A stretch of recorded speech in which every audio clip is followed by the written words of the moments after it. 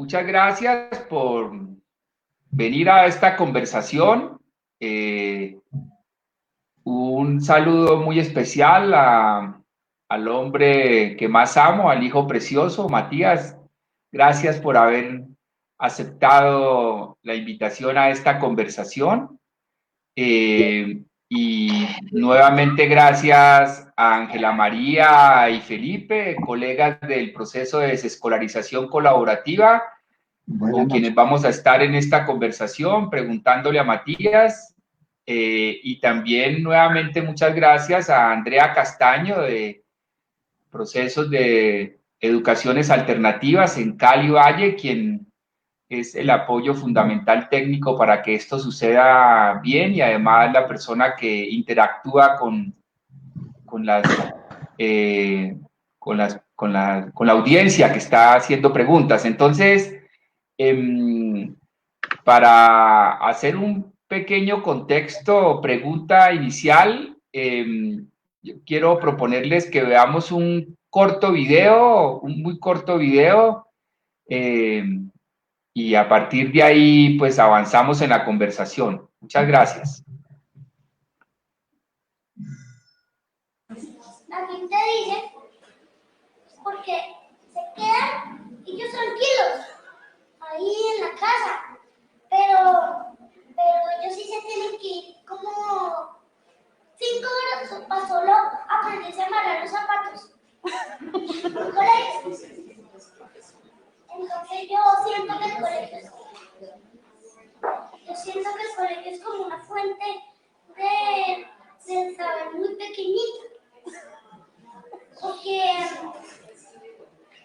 porque dicen que, al menos lo que yo siento es que el colegio, lo que hace el colegio es que ayuda a que a los niños les digan, porque a los niños, yo estuve en un colegio cuando estaba mi papá trabajando y fue muy horrible porque allá les pegaban mucho. Y sabes, mi papá decía, eso no es bueno. Y ellos dijeron, eso no importa, porque están acostumbrados. Entonces mejor no ir a la escuela. Es mejor estar en casa, contentos. Entonces yo siento que, además, yo estaba en la casa por poco tiempo. Yo estaba en la casa como 5 o 6 años. Y me dejan usar cuchillos filosos. El más filoso de la cocina me lo dejan usar.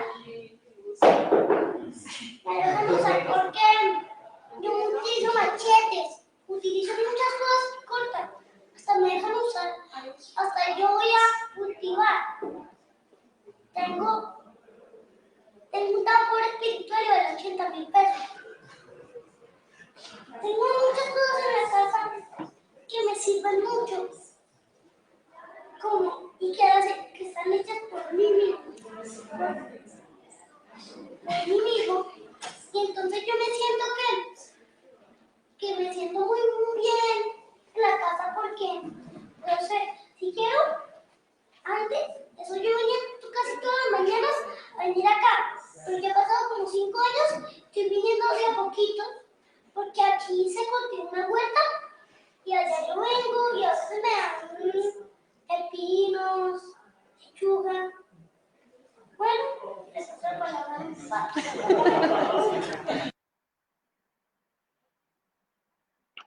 Bueno, amor lindo, Matías, díganos, ¿qué piensa usted de ese momento en su vida? Eso fue en el año 2009. Eso fue en el 2009, en el primer congreso internacional que hicimos sobre educación en ciencias sociales y educaciones sin escuela. Estábamos en el almuerzo de recepción de los invitados internacionales, invitados de 10 países, algunos de los principales investigadores en educaciones alternativas, educaciones sin escuela, y usted hace esa intervención. ¿Qué recuerda usted de eso? ¿Qué sucedía, qué sucedía en su vida en ese momento en relación con el aprendizaje? Gracias. Pues, a ver, empezando por lo primero, ¿me escuchan bien? ¿Ahí se escucha bien? Listo. Primero que todo, pues hola a todo el mundo. No, la verdad, en este momento a mí ver ese video me das como pena. la verdad. Me siento súper extraño, como muy diferente hoy en día, ese momento. En ese momento, como que yo me sentía muy marcada la diferencia con otros chicos de colegio que tenían la misma edad, en el sentido de que, en el sentido de que yo tenía unas capacidades y tenía unos conocimientos y tenía unas experiencias que para muchos de esos chicos eran como sentir que yo era una persona mucho más grande, que era una persona muy diferente a ellos. Hoy en día siento que eso se nota un poco menos, porque como que ya cuando uno empieza a crecer, em, como que al pasar los años, se empieza un poco a igualar la cosa, ya no es tanta la distancia que hay como en diferencias con los chicos que están en colegio, no están en colegio, pero como que en ese momento, pues cada vez que se yo me acuerdo mucho, mi sensación era como decir, yo soy único, yo soy muy uno de muchos, pero soy el uno que es diferente. Eso era lo que sentía en ese momento.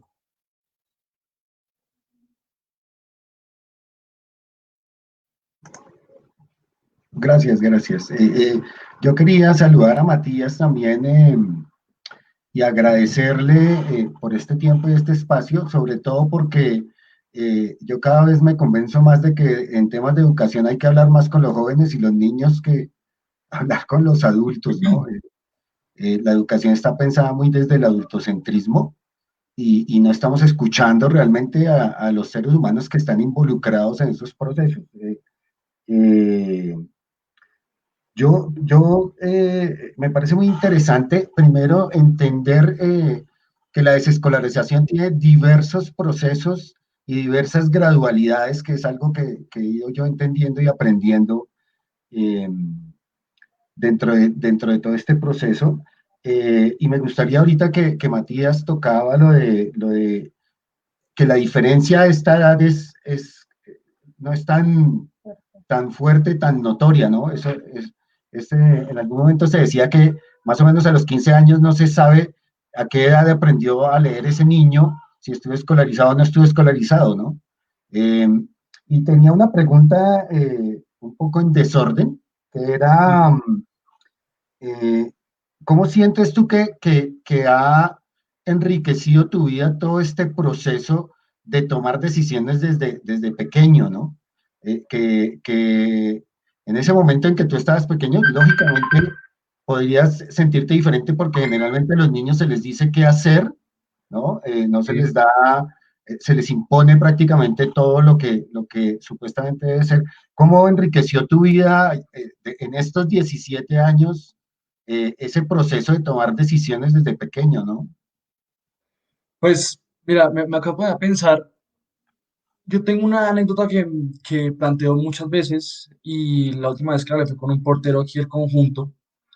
Estábamos hablando algo sobre, creo que la hija de él, no me acuerdo cómo es la historia, pero lo que pasa es que estamos hablando que hace 5 años, 6 años más o menos, nosotros estábamos más o menos recién llegados a este conjunto. A mí me decían los porteros Matías el Terrible. ¿Por qué? Porque yo era el único que se les enfrentaba, era el único que ponía la cara, porque se suponía, había muchas injusticias con nosotros, o sea, no nos dejaban jugar, pero tampoco nos abrían el parque, teníamos como muchas tensiones. Como que la reacción cuando llegaban los porteros de todos mis amigos, más grandes que yo, había unos que tenían ya hasta 15 mi edad, y salían también corriendo. Y yo de 8 o 9 años me les paraba a los porteros y decía, listo, solucionemos la cosa. Si no podemos estar en la plazoleta, solucionemos otro espacio, cosas por el estilo. Habían peleas, yo ponía la cara. Y yo siento que eso es una cosa que desde muy pequeño me dio también con la libertad que tuve, eso de que como ahorita comentaban, de es que no sé cómo plantearlo bien, pero lo que comentaban de las cosas que son como muy para adultos, que es dicen, no, es una conversación de adultos, eso no es para los niños. Yo como que nunca tuve eso en mi vida, o sea, nunca lo tuve muy presente, porque yo participaba en muchas conversaciones de grandes, o sea, todo el tiempo estaba metido en las cosas complicadas y en las cosas sencillas, o sea, como que mi vida siempre estuvo muy basada en estar en todos los entornos. Por esa razón es que era muy chistoso cuando yo era mucho más pequeño, cuando tenía 5 o 6 años, porque tenía amigos de mi edad, como tenía amigos de 17, tenía amigos de 16, em, y pues la gente decía, no, pues ahí el amigo porque es chiquito y lo quieren, pero yo me la llevaba muy bien con ellos y tenía una relación pues muy interesante, tenía como una comunicación sin problemas que tenía con otros amigos que me decían, no, es que no son de mi edad, entonces yo no puedo socializar con ellos. Eso creo que es una de las cosas que me ha abierto mucho en mi tipo de crianza. Matías, gracias. Yo tengo también como un poco de una cantidad de preguntas porque desde que empezamos a pensar esta entrevista contigo y cuando la anunciamos también fue como escuchamos muchas preguntas que querían hacerte. Ujú. De lo que dices y relacionando un poco con el tema de la crianza, eso que hablas, tocas puntos muy importantes como el respeto a tus decisiones, el respeto a ser como eres, ¿no? Entonces yo quería preguntarte, todo eso que hablas de crianza, ¿cómo lo relacionas o nos quieres contar? Pasó por el tema de aprendizaje de tu vida. ¿Qué ha pasado en tu vida con respecto al aprender? ¿Por dónde ha pasado? ¿Cómo ha sido tu vida con respecto al aprendizaje? Bueno, creo que es un tema bastante enredado, bastante grande, amplio, porque mi aprendizaje ha tenido muchas etapas, muchas ramas, muchos tipos diferentes, porque, o sea, hay muchas cosas, como todos sabemos, es imposible aprenderlas solo, ¿sí? Es imposible. Como, digamos, era, no tengo muy claro, ex gimnasta o gimnasta de la Selección Colombia, pues soy músico, voy a entrar a la universidad a estudiar música, em, y bueno, muchas cosas que han pasado en mi vida, digamos, yo desde muy pequeño tengo una habilidad manual muy avanzada, ¿sí? Yo he trabajado con instrumentos, muchas artesanías, y siempre yo, pues hasta hace 2 años yo molestaba mucho a mi papá porque decía que no decir la palabra enseñar, sino que decir ayudar a aprender, pero como que con el tiempo uno también lo va como interiorizando y entendiéndolo un poco. Todavía digo que mi papá exagera un poco las cosas, pero, pero también siento que si uno se para en el punto de pensar que si yo soy maestro y yo lo que hago es acompañar a mi alumno y dar lo que él me pide, muy probablemente voy a lograr que aprenda mucho más de lo que aprendería si yo le estoy diciendo a él qué tiene que aprender. ¿Por qué? Lo pongo con el tema de la música, que es como lo que más claro tengo, o con el tema de la gimnasia, también lo puedo plantear. Voy a poner como un ejemplo chiquito con cada cosa. En el caso de la música, es como hay muchas academias, ¿sí? Que lo que hacen cuando uno llega chiquito es que dicen, usted tiene que tocar tal instrumento y punto. Y le toca tocarlo, le toca tocar, no tiene más que hacer. Lo más probable es que se va a aburrir porque no es lo que a él le gusta.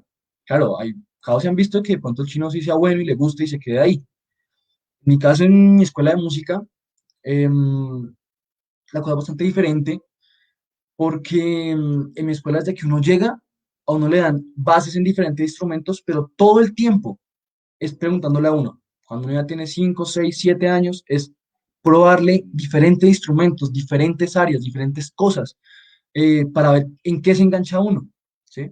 Yo empecé tocando percusión y terminé tocando flauta y pasé después a las cuerdas. He pasado por muchas ramas, pero eso me parece que es una cosa muy interesante que pasa cuando el alumno, o en este caso el que quiera aprender, porque puede que no sea alumno, puede que sea una persona que solamente quiera aprender y no quiera un profesor, quiere aprender por sí, por su cuenta, si él sabe, si él mismo es capaz de enterarse y darse cuenta qué es lo que él quiere, qué es lo que quiere hacer, qué es lo que quiere tocar, qué es lo que quiere, y con qué quiere experimentar, seguramente el avance y los frutos de trabajo van a ser mucho mayores a que si yo le digo, no, tiene que hacer esto. Eso es lo que considero. Las, las personas, las familias, organizaciones que ayudamos, asesoramos, acompañamos en procesos de educaciones alternativas, les puede interesar esto que le voy a preguntar, hijo hermoso, y le voy a plantear varios momentos de tal vez en esta conversación vamos a ir y volver en la línea de tiempo de su trayectoria de aprendizaje y educación. Entonces, usted ha tenido más o menos 4 momentos de escolaridad obligatoria. Entonces, voy a recordárselos para ver usted también qué sensaciones le surgen de ahí. Uno primero fue más o menos como a los 4 años, cuando sus amiguitos de juego, tuvimos un proceso de juego libre, colaborativo, donde llegaron a participar 11 familias hace más de 15 años. Cuando esos niños en su mayoría se fueron a los jardines infantiles, usted dijo que quería probar y entonces fue al que consideramos era el jardín infantil más adecuado, más flexible, dirigido por una persona que se ha pensado. Finalmente cerró el jardín en esos procesos de cuidado de los niños y niñas. Y usted estuvo solamente un día y medio ahí, un día y medio, no alcanzó a estar 2 días. Entonces, ¿qué recuerda de esa experiencia? Y si la recuerda, ¿por qué quiso ir y después por qué no quiso volver? Luego tuvo una segunda experiencia, estuvo en una llamada escuela alternativa, estuvo unos, no recuerdo, 2 o 3 meses, acordamos que fuera usted 3 veces a la semana, a veces solamente iba 2 veces, principalmente quiso ir a esta escuela alternativa porque hacían un paseo cada 15 días o cada mes hacían un paseo, pero después no quiso volver. Usted fue a un paseo, a 2 máximo, y no quiso volver. ¿Qué recuerda de esa experiencia? Déjate Perdón. ahí, Bueno. déjate ahí, Bueno, ahorita seguimos con el resto para no enredarnos.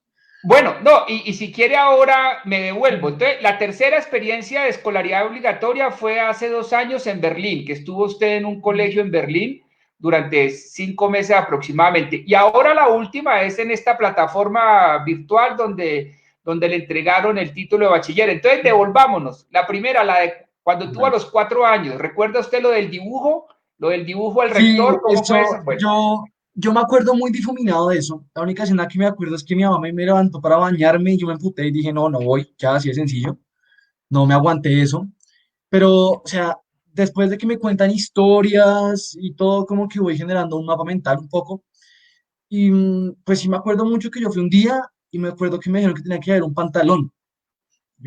Ahí empezaron los problemas, que tenía que haber un pantalón y dejarlo allá por si las moscas. Entonces yo decía, no, ¿y por qué tengo que dejar mi ropa? Yo creo que ese fue como la primera sensación de, no, esto no funciona. Y al segundo día, yo sí me acuerdo que nos sentaron a todos los chinos en unas mesas así largas, con una foto creo que era el director, si no estoy mal, puesta en la pared. Y dijeron como, no, el director está cumpliendo años hoy, todos van a hacer un dibujo. Yo no quería hacer nada, yo dije, yo empecé a dibujar cualquier cosa y después de eso yo no quise seguir, no me aguanté, o sea, que todo el mundo tenía que hacer lo mismo, o sea, para mí eso no me entraba en la cabeza, o sea, entender que más de una persona tuviera que pensar igual y hacer lo mismo, eso para mí es imposible. O sea, y hoy en día sigo diciendo que eso es terrible. Y mi papá que me hablaba de la segunda, bueno, esa experiencia fue interesante, lo que pasa es que em, antes yo era el niño extraño, raro, que nadie quería, ¿sí? El que no hablaba con nadie. Eso se acabó como mis 13 años, 12 años más o menos. Pero entonces yo con los 13 colegio tenía como 7 8 años, si no estoy mal. Tenía pocos amigos y me peleaba mucho con algunos, con los más grandes, porque yo era muy diferente, ¿sí? Yo era bastante extraño y chocaba mucho con ellos. Bueno, muchas, y además ellos les daban muchos celos conmigo también, y me lo dijeron más de una vez, que porque yo solo iba 3 días y ellos iban 5. Eso ya les chocaba mucho. Entonces eso fue también pues como un choque fuerte con los compañeros. Pero bueno, eso duró poco tiempo, yo me aburrí por madrugar, me tocaba llegar a las 9 de la mañana, pero eso para mí es terrible. Entonces esa fue una de las fuertes decisiones por las que me salí. Em, y pues también que no me sentía cómodo. O sea, realmente también se cruzaba con que me invitaban a hacer cosas. Mis amigos que no estaban, que estudiaban en casa, que en ese tiempo pues tenía más relación con gente así que hoy en día. Y me tocaba decir, no, no puedo porque tengo que ir al colegio. Ya eso fue como la gran llave que me dijo, no, para afuera, eso no, la palanca que me hizo volverme al colegio. Y entonces, luego, bueno, pasaron ya varios años y varios años, y a los 15 años va y está unos meses en un colegio en Berlín. Cómo fue esa experiencia? ¿Por qué esa experiencia? Bueno, realmente yo me pongo a pensar hoy y digo, estar en un colegio en Berlín no es lo que nosotros conocemos como un colegio. Es una cosa muy diferente. Sí, o sea, a ver, la puerta del colegio está abierta. Si uno se quiere ir, se puede ir. ¿Sí? Claro, pues uno tiene que estar en clases, toda la cosa. Si el horario se acaba más temprano o más tarde, uno se va, llega a veces las clases son más tarde, más temprano, ¿no? Es muy, no, o sea, no es constante la cosa, varía mucho. Claro, igual es cansón porque muchos días la clase empieza a las 8 de la mañana. Es más cansón en invierno que en verano, porque en verano pues a las 8 ya está como si fueran las 2 de la tarde, el sol así impresionante, pero pues en invierno sí era bien chocante. De noche, llegar al colegio de noche con un frío que uno no se aguanta. Bueno, pero eso como que no le pongo mucho problema. La cosa es que yo estuve en un colegio de hispanohablantes. eh, em, la experiencia era muy interesante porque, o sea, una cosa que me pasa mucho hoy en día, digamos, en la última experiencia que tuve de colegio, es que yo en Alemania, en esos 8 meses que estuvimos, 7 y medio, estuve en clases el 90% del tiempo. Ese 90% del tiempo, todas mis clases de matemáticas eran alemán. Yo cuando llegué a Colombia, y entonces como yo pues venía sin tanta experiencia con la matemática convencional, porque pues no, man, yo puedo sumar, puedo dividir, puedo restar. Ahora está la calculadora del celular, yo no necesito eso con la mente. Pero bueno, es algo que también es importante saber. Mi padrastro se dedicó a enseñarme mientras estudiamos alemán, o sea, me hablaba solo en alemán, trabajaba en matemáticas. Entonces yo cuando llegué a Bogotá y entré a ese colegio virtual, era súper chistoso porque el 85% de las cosas que decían no tenía ni idea qué significaban. Me tocaba ir al traductor Google y pues bueno, yo no hablo alemán perfecto, pero imagínense la sensación de sentir también a veces que uno sabe unas cosas de unas formas tan diferentes, pero al mismo tiempo son lo mismo. Eso me causaba a mí mucha intriga. Bueno, en Alemania era muy bacana relacionarse con la otra gente, con los demás compañeros, porque eran de muchos países, o sea, eran muchas culturas mezcladas, eran casi todos latinos, españoles. Era muy, muy interesante, pues, los descansos y eso era muy bacano. La única clase que a mí no me gustaba era inglés, porque ahí sí me paraba en la posición de, no, yo estoy aprendiendo alemán, no me molesten con el inglés. Fue una experiencia, para mi punto de vista, fue muy divertida. En algunas cosas fue cansona, engorrosa, pero para mí me parece que es una experiencia que es bueno vivirla.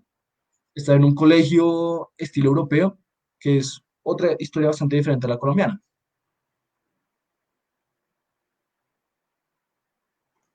Gracias. Yo tenía una inquietud ahora que te escuchaba.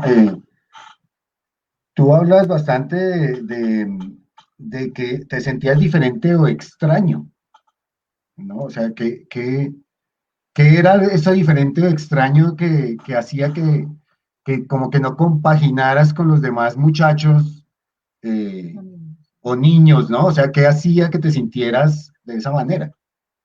Sí, bueno, eso me pasó más, como decía, cuando tenía como 7 años que estuve en el colegio presencial aquí en Bogotá.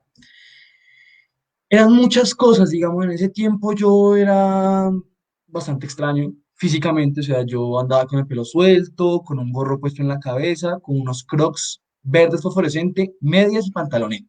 Entonces ya empezamos bien.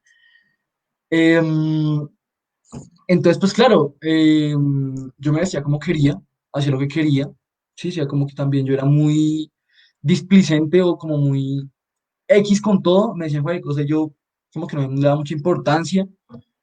Y, o sea, como que yo tenía choques con ellos, digamos, por algunas cosas, como porque tenía compañeros que querían tener el pelo largo, no los dejaban, papás.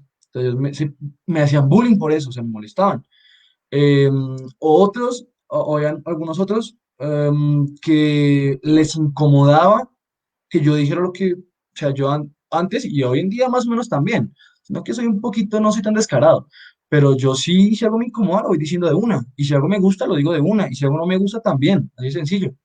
Eso también me hizo chocar mucho con los compañeros, porque si me incomodaba un compañero, yo no era el típico niño que le dice el profesor, no, yo me le paraba y le decía, bueno, hermano, no joda, así de sencillo. Y eso me hacía tener muchos roces con mis compañeros. Creo que eso es lo que me pasaba, más que todo. Gracias.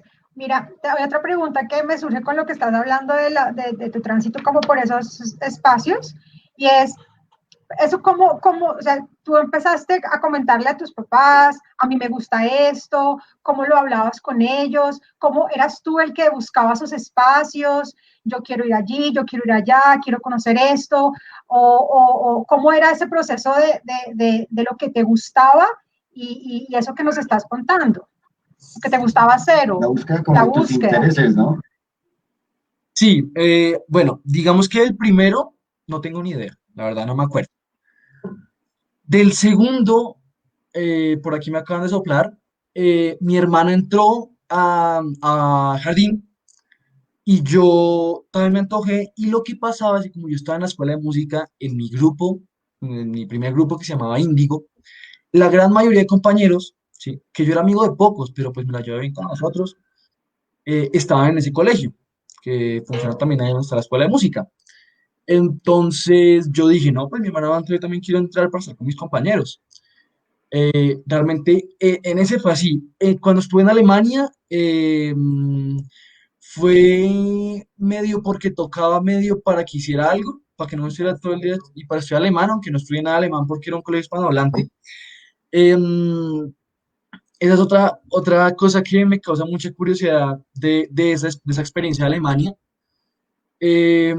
Cuando yo, pues, entré a ese colegio, se suponía que me iban a poner un montón de clases de alemán que nunca existieron. Mis clases de alemán fueron viajar con el equipo de gimnasia alemán, ¿sí? Me iba 3, 4, 5 días y como yo no hablo inglés, cero inglés, era alemán o se murió de hambre. Entonces, eso fue mis clases de alemán. Eso es una cosa que me llama mucha atención de ver cómo a veces la necesidad lo hace a uno avanzar muy rápido en algo.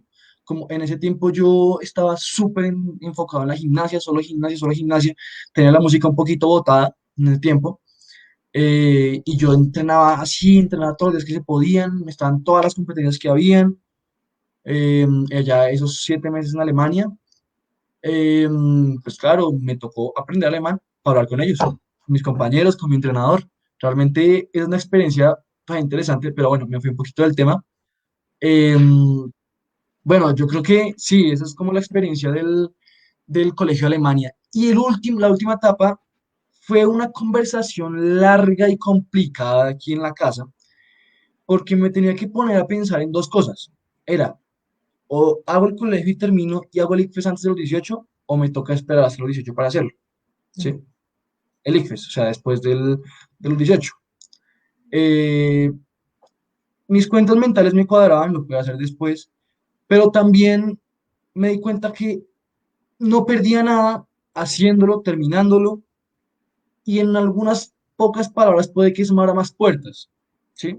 Eso, ya tener un título de bachiller me abre algunas más puertas y pues esto pasó, esta edición se tomó hace 2 años, año y medio, no estoy seguro. En este momento, si yo no hubiera hecho eso, estaría más o menos jodido, porque por toda la crisis no tendría notas de bachillerato y no me podría presentar a la universidad, ¿sí? Entonces, pues creo que fue una buena decisión tomada, pero bueno, creo que esas son como como las conversaciones que tuvimos para decidir eso. Gracias, hijo hermoso. Yo quiero subrayar este aspecto. Muchas de las personas que están buscando caminos de educaciones alternativas, inclusive educaciones sin escuela, se preguntan sobre el tema de la socialización, la socialización. Entonces, quiero recordarle esta situación para que usted nos diga qué interpreta de ella, cómo la analiza. Ya ha planteado algunos aspectos, pero quiero subrayarla un poco más. Un día, mientras que esperaba que saliera usted del colegio en Berlín, se me acercaron 2 o 3 niños. Recuerdo que uno era español y otro como que era chileno, tal vez el otro era argentino. Y Perdón, entonces, pregunta. Es que necesito saber, ¿eran altos o bajitos? ¿O flacos o gordos? Para hacerme una idea de quiénes eran. no recuerdo bien todavía, recuerdo los acentos, uno era español, otro era, recuerdo que eran porque si me hubieran hablado en alemán no les hubiera entendido, entonces uno era español, otro era chileno y tal vez Uno era crespo. tal vez sí, uno sí estoy seguro que era español porque hablamos algo de España. Entonces se me acercan y me dicen, tú eres el papá de Matías. Y yo le digo, sí, ¿por qué? Me digo, necesitamos que nos ayudes a entender esto. Mira, yo llevo acá en este colegio 1 año, él lleva 1 año y medio y él lleva 1 año. Y sumando los amigos de los tres, ninguno tenemos tantos amigos como Matías en 3 meses. ¿Cómo es que Matías hace eso? ¿Qué piensa de eso, Matías? Bueno, no sé, eso sí es como que lo que yo decía, hasta mis 12 años, yo era el pobre niño que todos molestaban y como cuando cumplí 12, 13, empecé a crecer, empecé como a ser una persona más normal vista para la sociedad, me empecé a ser más normal. Digamos, por aquí hacer una pregunta a Adriana Cruz, que por qué los zapatos fluorescentes, que si quiera llamar la atención. Realmente hay una historia que siempre me molestan con eso mi mamá y mi abuela, y es que, sí, me molestan, que una vez me compraba unos zapatos, yo no sé en qué tienda fue eso, pero bueno, y los zapatos se rompieron a los 2 días. Y entonces mi mamá mandó con mi abuela a cambiarlos. Entonces, y bueno, fuimos a la tienda y con el valor de los zapatos que me habían comprado, me alcanzaba para comprar 2 pares porque era una promoción. Escogí unas botas y me puse unos zapatos con brillantes que se prendían cuando uno pisaba. Y mi abuela dijo, mi abuela, según me cuenta, yo no me acuerdo, pero mi abuela dijo, ay, no, igual tan fea, a su mamá no le va a gustar eso. Yo la volteo y la miro y le digo, ¿y qué? Son para mí. Entonces ya me gustan a mí, entonces ya eso, yo creo que es un poco la cosa que, pues, que decía Adriana aquí en el comentario, no es que sea por llamar la atención, porque es que hay dos tipos, ahí sí creo que hay como dos tipos de personas, los que lo hacen por llamar la atención y los que lo hacen porque hacen lo que se les da la gana, así sencillo. Y yo creo que yo estaba más bien en ese lado, porque a mí no me importaba lo que me decían. Em, bueno, luego después. Es que, bueno, es que no, aquí me sopla cosas lo de me enreda. Em, eh, Creo que yo tuve muchos años trauma de niño de pelo largo porque me decían niña todos los días. Y a mí no me importaba, a mí me decían niña, yo ni siquiera volteaba, no miraba. Entonces, eso duró mucho tiempo, un tiempo que me incomodaba, hasta un tiempo me corté el pelo y después me volví a dejar crecer y eso me pasó hasta los 12 13 años que ya empecé a crecer, empezó a rozar la voz y ya como que dejó de pasar, ¿no? Pero yo siento que eso que me parece relacionarse con los niños y con la gente en sí, yo la verdad es una cosa que a veces no logro entender completamente, pero yo siento es que mi forma de ser no es llegar a decir yo soy el que manda, yo soy el que es el pro aquí, sino yo llego a preguntar, bueno, ¿cómo estás? ¿Qué te gusta? Y como a intentar establecer alguna relación donde algo que a la persona también le gusta, que me pueda gustar a mí y poder generar como un choque, como un entendimiento por eso, ¿sí? Y buscar parecidos más bien que diferencias. Creo que es importante en esa cuestión.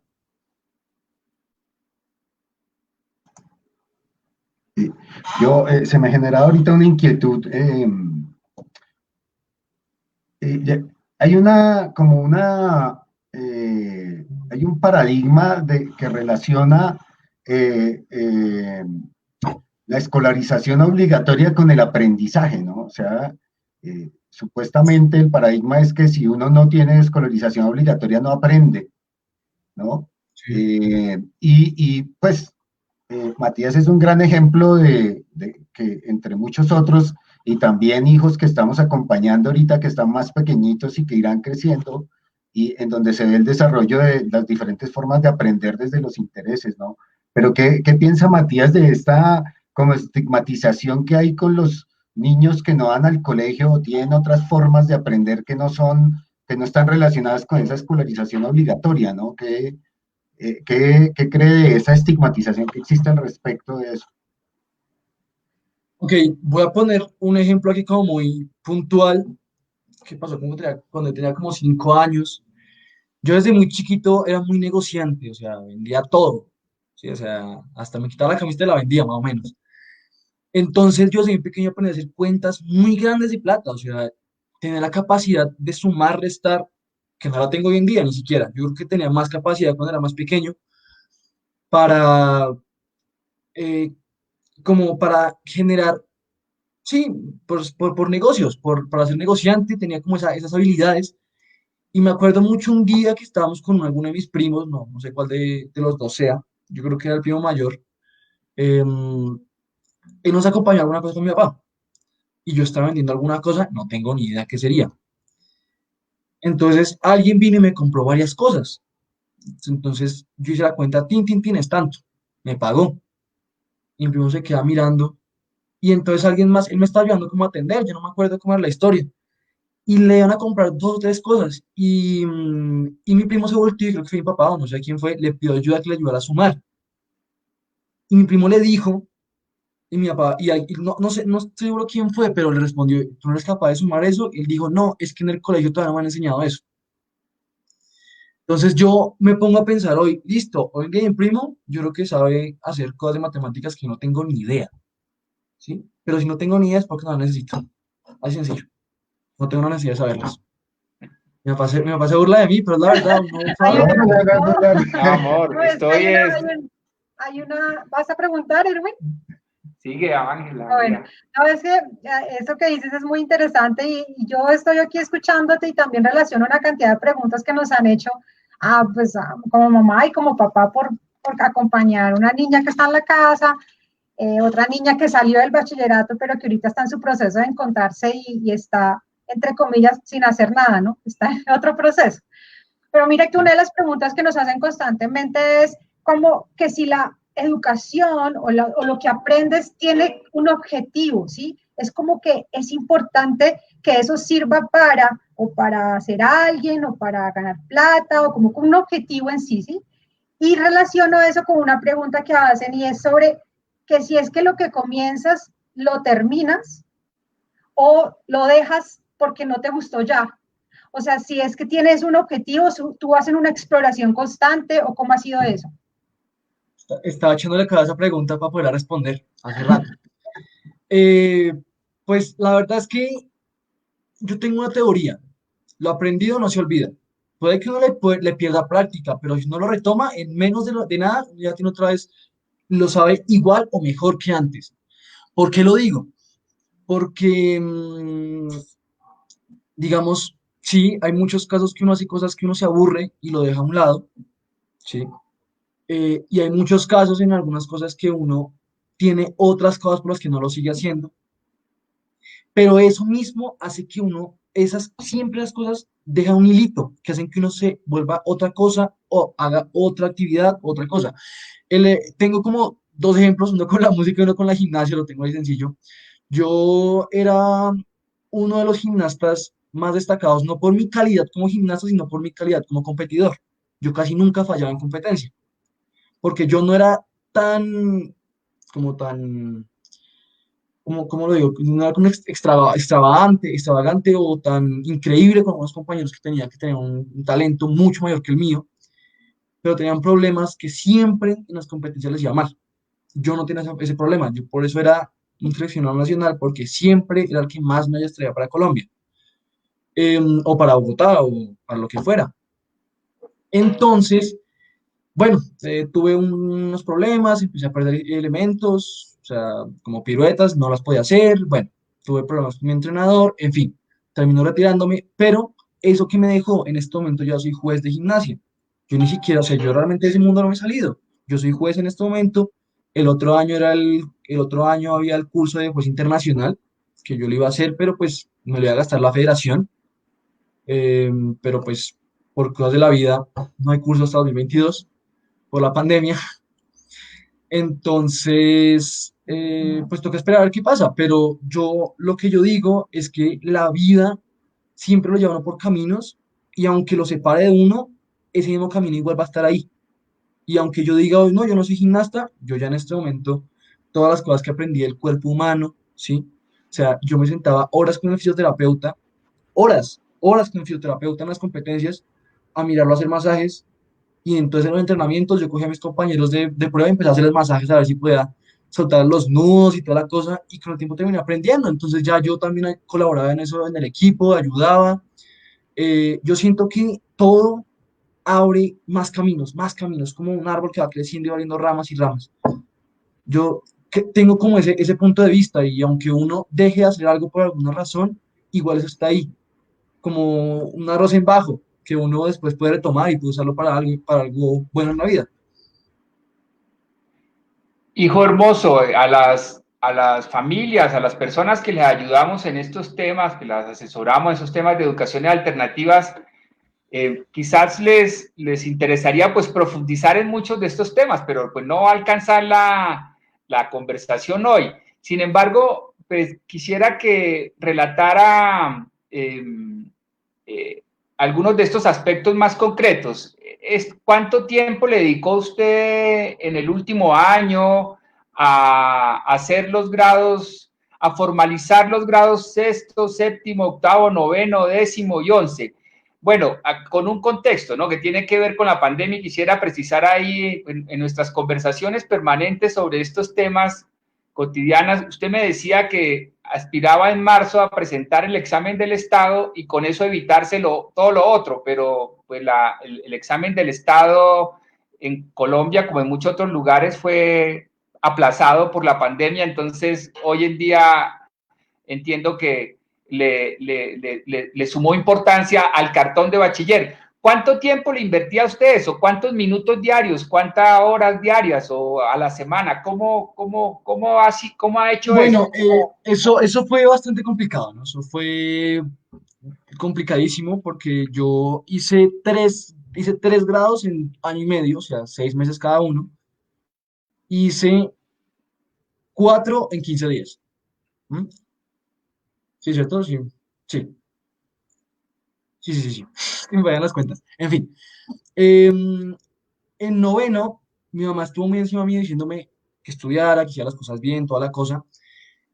Y saqué muy buenas calificaciones, ¿cierto? Yo le dedicaba, no sé, 35 minutos diarios al colegio, más o menos, eh, una hora, pues a veces como exagerando un poquito, pero sí, como 75 minutos, una hora, diariamente.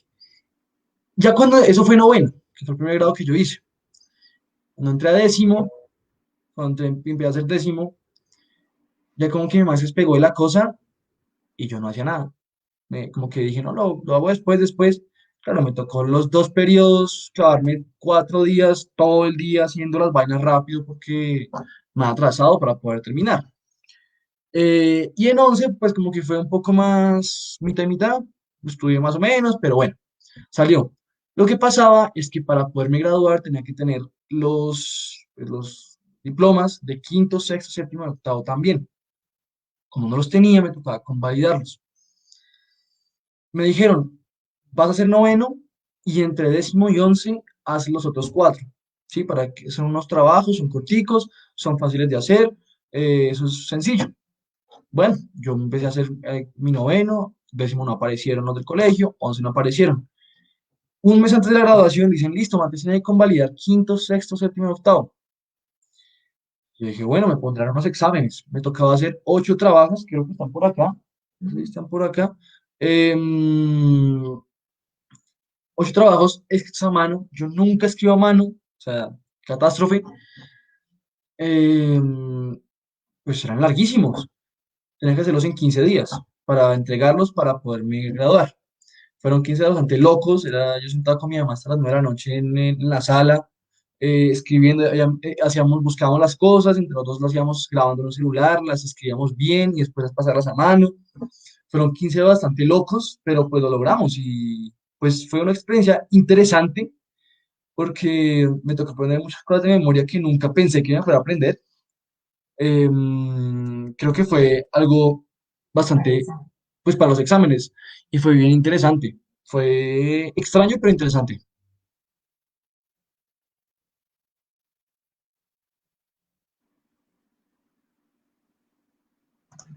Gracias. Matías, me surgió otra pregunta. Yo soy muy desordenado para preguntar, no sé preguntar tampoco mucho, estoy aprendiendo. Eh, es que me surgió otra inquietud también que es muy interesante a raíz de que también hay una estigmatización de que los muchachos que no van al colegio son como seres extraños cuando sean adolescentes o sean adultos, ¿no? Entonces van a ser como, eh, no sé, yo creo que la gente se imagina que van a ser como bruticos, ¿no? O sea, como no fueron al colegio, entonces estos muchachos y estos adultos, ¿qué van a hacer, no? Entonces me pareció interesante lo que relataba Matías de que a esta edad, cuando está con otros amigos más o menos de las mismas edades, no hay diferencia en nada, ¿no? Entonces me parece que eso es bien importante resaltarlo. eh, no sé, o sea, creo que para ser buen ser humano y vivir tranquilo no se necesita una escolaridad obligatoria, ¿no? Eso es como mi forma de pensar. Bueno, ¿Cómo ve Matías ahorita esa relación con esos muchachos que tuvieron escolaridades impuestas obligatorias, ¿no? bueno, también yo digo una cosa ahí que es muy importante, ¿no? Yo no digo que la escolaridad sea mala, porque, o sea, yo conozco casos de niños que yo realmente digo que deberían ir a un colegio. ¿Por qué? No lo digo porque no aprendan, sino porque son niños que yo los veo y digo, no tienen amigos, no hablan, no hacen nada.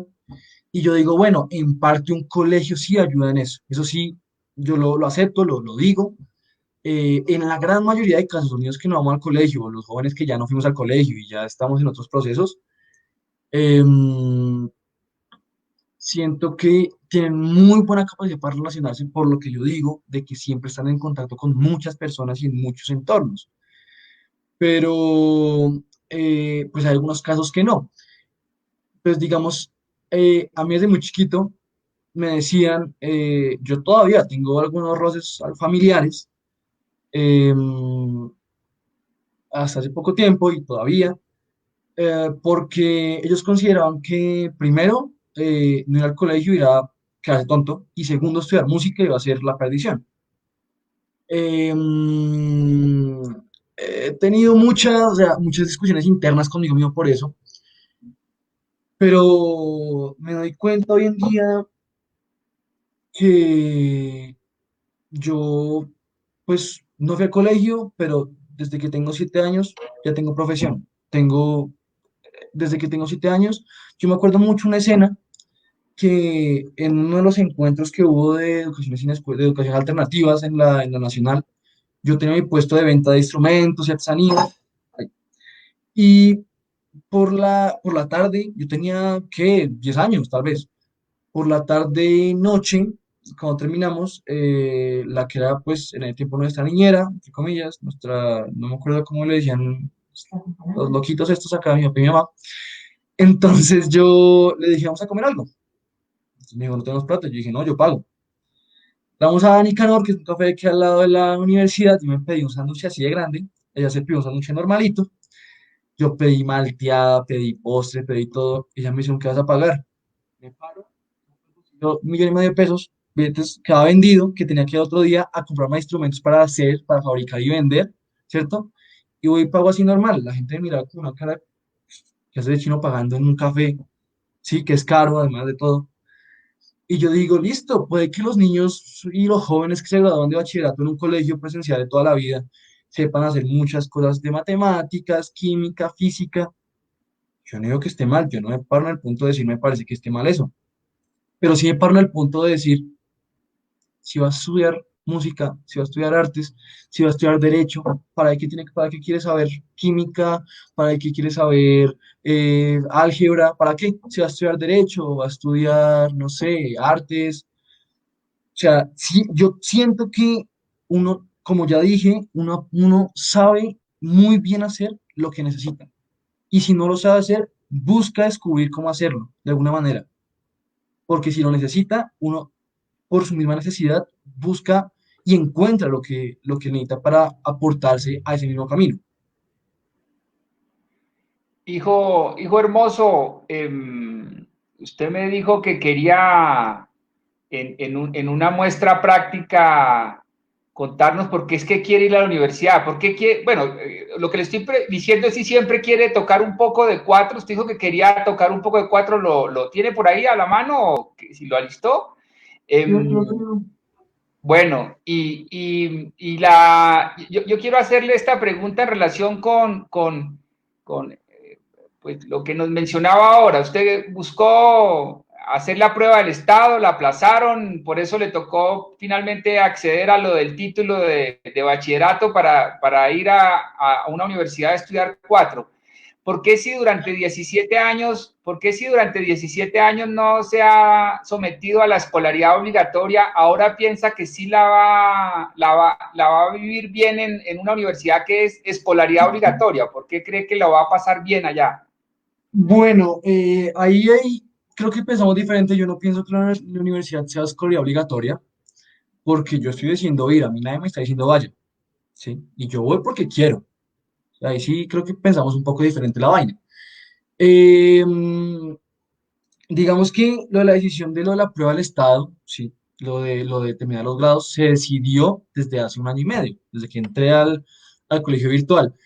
Como que ven días que me desanimaba y decía, no, ya no hago nada más, me aburrí, y pasaba el tiempo y después decía, no, me toca, y entonces seguía aprendiendo a estudiar, y lo mismo así muchas veces, claro, cancelan el ICFES y yo digo, no, ahora sí me tocó terminar o terminar, porque si no, pues como difícil la cosa.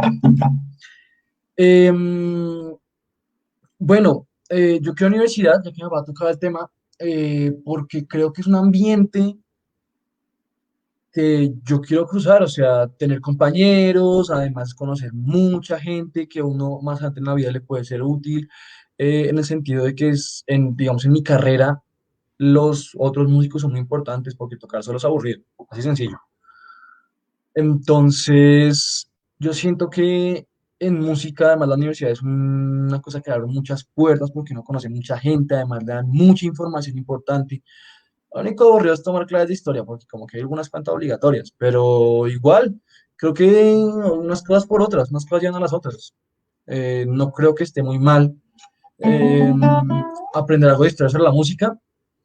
Y también la universidad es un espacio donde uno tiene la capacidad que es diferente al colegio, porque en el colegio, ¿qué es lo que le dicen a uno? Bueno, me planteo sobre música, porque no sé cómo sean las otras disciplinas, pero en el colegio a uno le dicen, tiene que aprender eso, tiene que aprender esto y punto, ¿cierto? En la carrera de música en la universidad, uno es el que decide con qué instrumento va, uno decide qué quiere aprender, ¿sí? O sea, si yo estoy en una clase de armonía, si estoy en una clase de orquestación, lo que suele pasar ahí es que las preguntas, o sea, casi nunca un profesor dice, vamos a aprender esto, esto y esto, porque lo que se trabaja tiene que ver con lo práctico, tiene mucho que ver con lo práctico en la música, entonces es muy llamativo, al menos para mí, ¿sí? Aunque algunas cosas puedan ser aburridas, hay muchas cosas, muchos tips, mucha información que me interesa mucho y sé que sin la universidad no las puedo tener.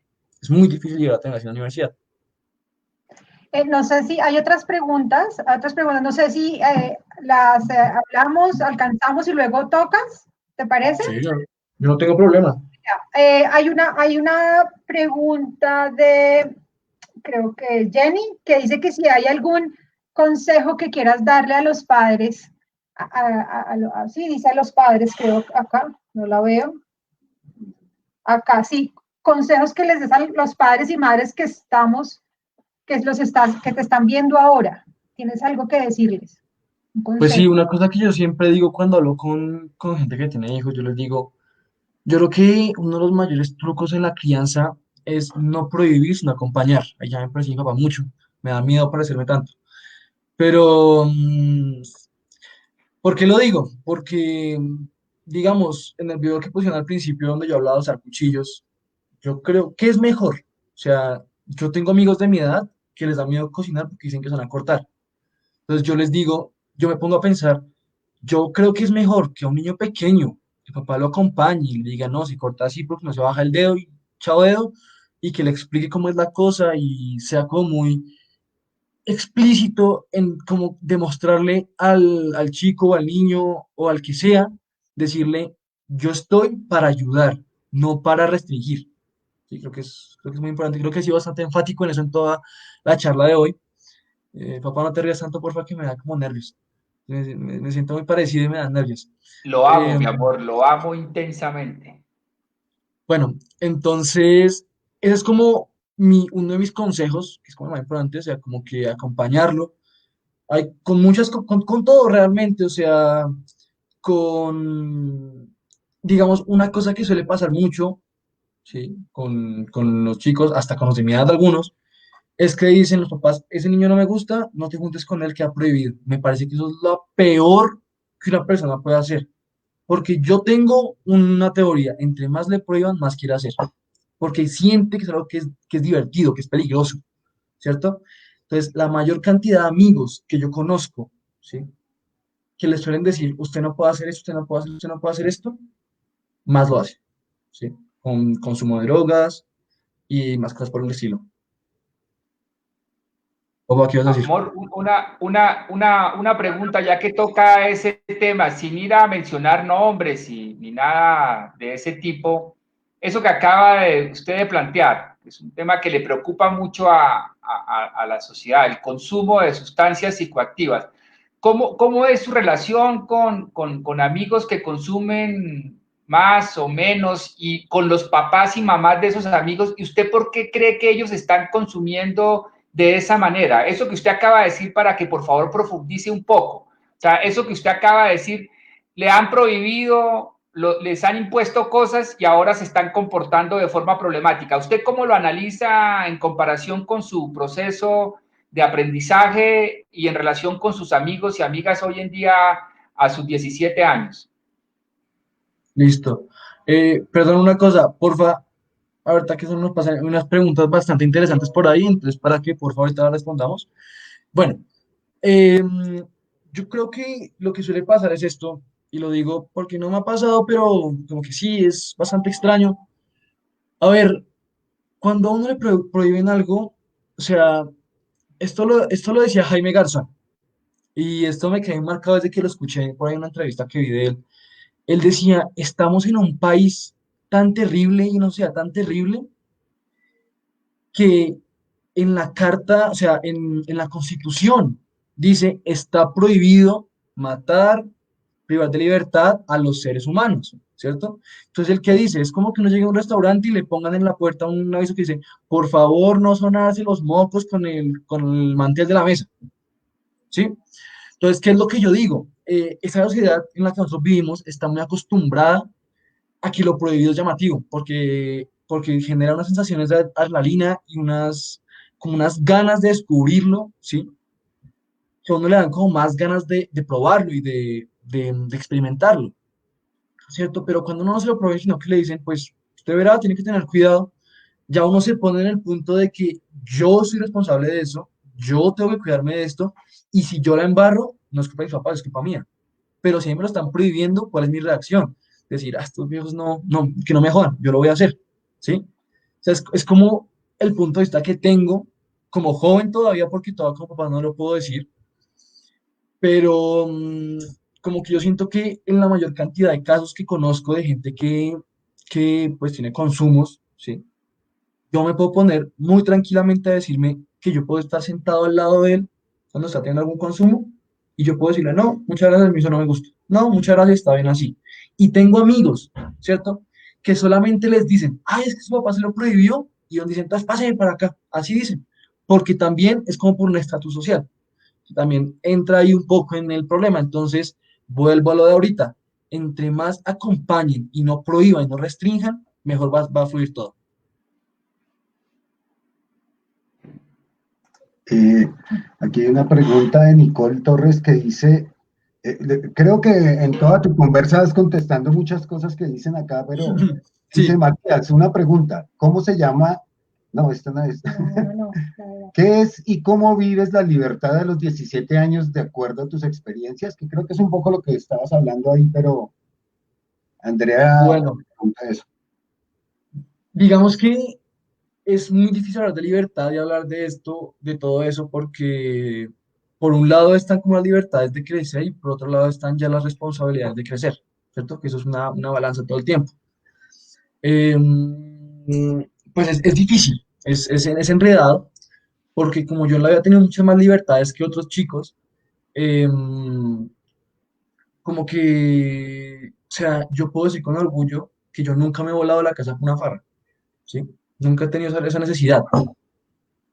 Y muchos amigos míos, ¿sí? Que como les digo, desde muy chiquitos restringen esas cosas, con mucha frecuencia me llaman y me dicen, oiga, Cucho, hagamos un cruce, tápeme con mi mamá que me volé la casa por una fiesta, ¿sí? Y yo siento que también tiene que ver como un poco, claro, yo tengo problemas con mi mamá, con mi papá no tanto porque él no está tan encima en estas cosas, porque no está, no es tan pendiente de esto, él pues ayuda, a veces me recoge, etcétera, pero no, como que no está tan metido en las decisiones con mamá, y pues la esposa y mamá que también influye un poco. Em, Perdón. Como que siempre igual sin tensiones, pues porque mi mamá dice, no, usted es menor de edad, o lo uno, lo otro, o no puede hacer, o sí puede hacer, ¿sí? Pero como que al pasar el tiempo también se genera una cosa muy interesante y difícil de entender, que es que la puerta para adentro hay unas reglas y la puerta para afuera ya uno se maneja solo. Ya no hay nuestra policía que lo está vigilando a uno. Y si yo no me controlo o si no nos controlamos los que estamos, ¿cierto? Eso nos va a traer consecuencias de una u otra manera. Y yo siento que los chicos que han tenido más libertad en la vida suelen controlarse mucho más, lo que estaba diciendo, porque desde más pequeños tienen más responsabilidades, ¿sí? Las libertades conllevan responsabilidades, todos sabemos eso. Entonces, entre más libres uno desde más pequeño, más responsabilidades toma y entonces al pasar el tiempo uno siente y uno entiende que si uno hace cosas que no están bien hechas o uno se enloquece en algún momento o uno agrede a una persona o cosas así, em, uno sabe que le van a traer más problemas. La gente que la tiene más controlada suele ser mucho más problemática por lo mismo, porque no, a ver, ¿cómo lo puedo explicar? Como que no tienen, o sea, no han desarrollado ese instinto, ¿sí? De decir, en el mundo estamos solos, en el mundo no tenemos siempre un policía encima, ¿cierto? Y todo tiene, o sea, toda responsabilidad y toda libertad ya responsabilidad. Creo que es lo que puedo sobre ese tema. Ya. Bueno, hay otra pregunta de Frank. Dame un segundo. Frank Vega. Dice, hola Matías, ¿cuál temor ha sido el que has tenido que afrontar? Como el Me que imagino que más, es el Yo temor tampoco la más entendí grande que bien. has tenido que yo afrontar. creo que el que más, temor más fuerte o sí, más tenaz que has tenido que afrontar. Bueno, creo que ha sido con diferentes cosas. Interesante. Eh, de son diferentes cosas que han pasado, pues al pasar de los años. Digamos, una cosa que yo tenía mucho miedo era a equivocarme en los conciertos o, o también le tuve mucho temor. Creo que es como una de las principales, o tener temor a que me sacaran por alguna razón, o tener temor a alguna cosa con relación a los amigos, no sé, que haya algún problema. Pero como que me voy a enfocar más que todo en explicar lo de la música. Yo lo que siempre me he dicho a mí mismo es como, yo siempre, desde que, como le digo, como desde los 12 años he sido muy sociable, yo consigo amigos muy fácil, y además, ahí sí con mi papá, es que me da miedo porque empiezo a hablar y me empiezo a sentir parecido y me da nervios. No sé, es extraño. Está muy tosto mi papá ya. Entonces, em, digamos que yo logro entrar en conversaciones muy profundas, como diría mi papá, muy fácil, muy rápido, muy sencillamente, y empiezo a entender muchas cosas muy fácil, como muy rápidamente con cualquier persona, con una persona con la que empiezo a hablar, genero unas conversaciones muy, pues como me parece, íntimas y muy de la vida privada, sencillamente. Y siento que por eso también yo, no sé, yo casi no tengo temores. Pero con lo que les cuento de la música, yo siempre tuve miedo con que me sacaran de mi escuela o que no me dejaran tocar, o que me quitaran algún rol importante. Pero al pasar los años, como que yo me empecé a convertir en uno de como de los referentes en la escuela de cómo estar en un escenario, que es cómo ser activo en el escenario, moverse en escena, toda la cosa. Y todo eso me ha quitado a mí muchísimo los nervios en todo, porque me ha hecho entender que yo soy bueno en lo que hago y si uno tiene confianza en sí mismo, ya uno tiene el resto de los pasos solucionados.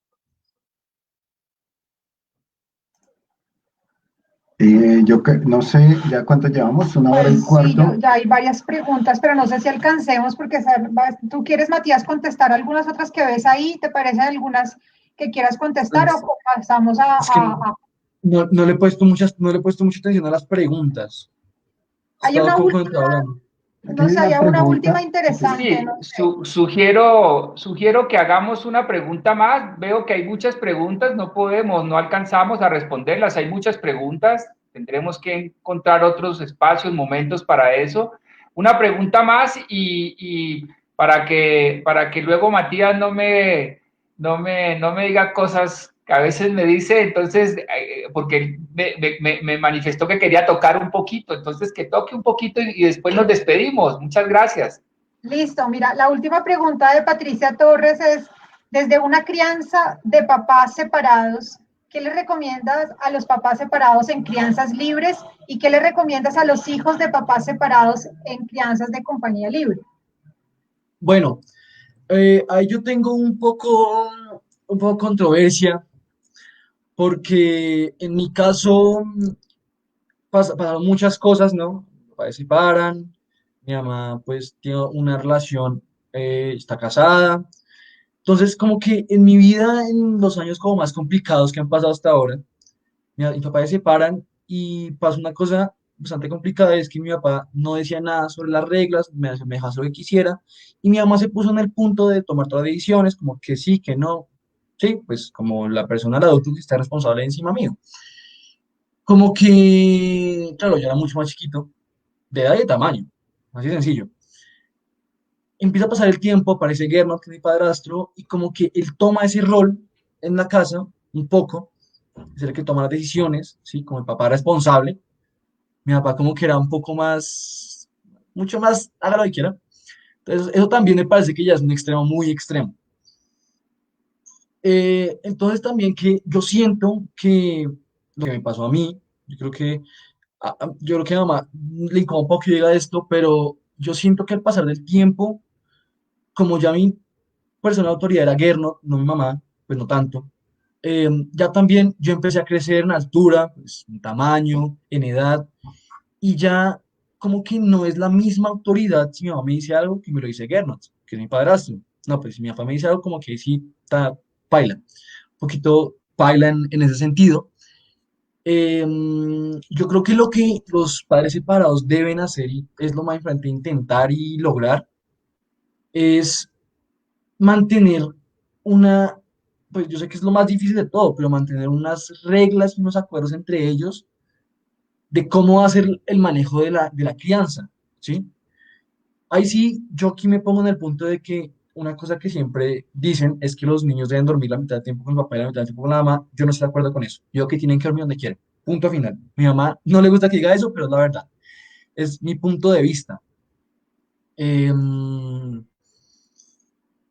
y siento que si los padres se pueden poner más de acuerdo en cómo hacer, no las normas, sino como un poco más que no, bueno, no como las reglas, sino que se pongan de acuerdo en cómo es que es la crianza, más en cómo qué está pasando externamente, sino qué es lo que está pasando internamente, en qué está haciendo, en cómo está manejando el tema, intentando cómo manejarlo desde un punto de coordinación, ¿sí? Que no sea que uno solo sea, como en mi caso que fue, que mi mamá, en este caso Guillermo participó en ese caso, que mi padrastro, vuelvo y digo, que tomaron como, que me cogieron y me dijeron, no, hay que hacer esto, esto, esto, y mi papá se quedó como en la deriva. Yo siento que los papás también tienen que, los dos, madre y padre, ponerse como a pensar los dos en cómo tiene que ser esa crianza y llegar también a unos puntos medios ¿sí? Para que no sean tan extremos y lograr que esos puntos, lograr que se manifiesten los dos de maneras no tan diferentes, porque si no pasa lo que me pasó a mí, que es que mi mamá tomó el papel de mamá y papá, mi papá se quedó como a un lado, como extraño, como que no decía nada, como que por fuera de eso. Y eso es muy incómodo para uno porque uno empieza a sentir, ¿sí? Lo digo porque me pasó, empieza a sentir que el que se pone más, como más estricto, ¿sí? Uno lo quiere a uno, uno siente eso, uno lo quiere. Ya con el paso de los años uno empieza a entender que eso no es así, pero es la sensación que uno suele tomar por eso. Creo que eso es lo que puedo recomendar en caso de padres separados. Pues Bueno, listo, Matías, muchas gracias. Yo creo que Creo ya, que Erwin iba a decir algo, ¿o sí, no? sí, que me parece necesario insistir en el agradecimiento a Matías por su autenticidad, por su relato.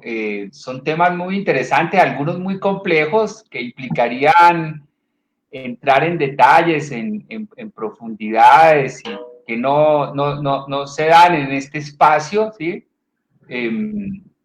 Pues, ¿qué significa que Matías y su hermana Libertad tengan como papá a un hombre que cree en la libertad, realmente en la libertad, y en la necesidad de promover la verdadera autonomía y la autodeterminación, y que además tenga prácticas antiautoritarias? ¿Qué significa eso? Matías tiene 17 años, muy probablemente en 11 años, cuando hagamos otra entrevista de este tipo, va a tener elaboraciones que también van a complementar mucho lo que ha dicho, y es parte de ese proceso, pero pues es muy interesante, y creo que esto que ha planteado Matías, si bien se necesita profundizar mucho, lo que ha dicho es de importante ayuda para tantas personas que están buscando alternativas a la escolaridad obligatoria, a la enseñanza obligatoria, a las tareas obligatorias,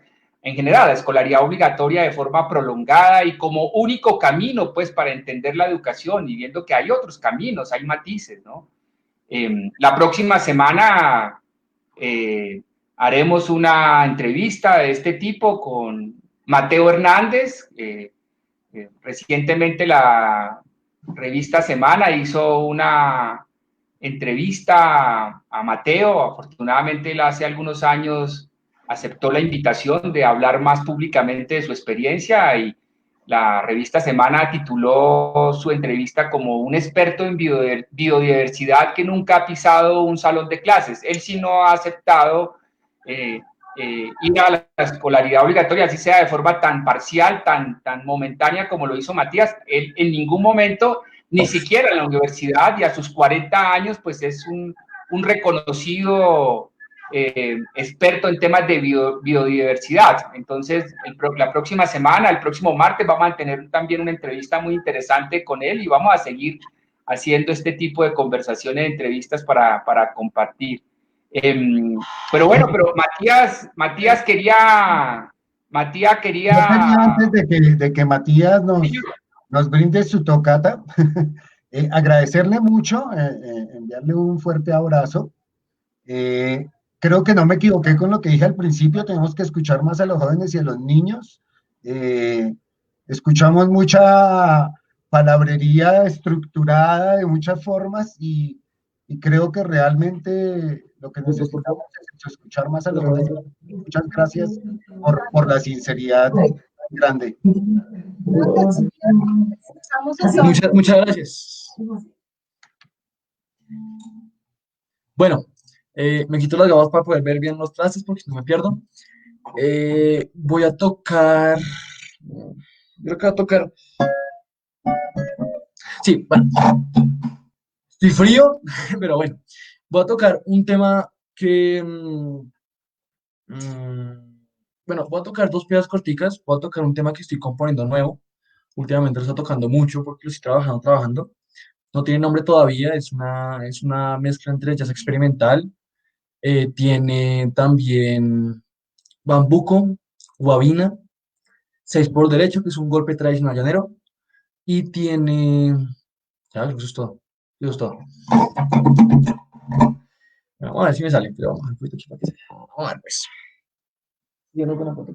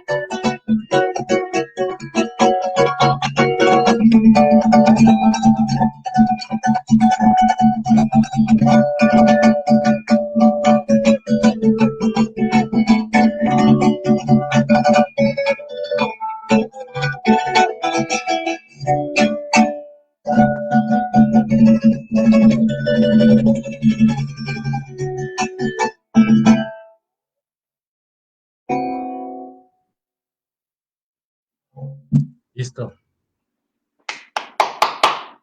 Gracias, amor bello. Gracias. Muchas gracias, Matías. Yo creo Gracias. que es todo, ¿no? Si quieren puedo tocar otro cortico. Pues es que me emocioné, entonces lo alargué mucho, pero Toque el cortico rápido, tóquelo, hijo hermoso. este tema aquí en la casa ya lo odian con el alma, porque lo he tocado tantas veces que a ni les gusta. Se llama El Diablo Suelto, es un tema tradicional venezolano que originalmente era un vals venezolano, y la diferencia entre el vals y el joropo es que el vals es lento y el joropo es rápido, y se convirtió en joropo pasando los años por su forma, por su sonoridad. Entonces, bueno, en El Diablo Suelto. Dice, va.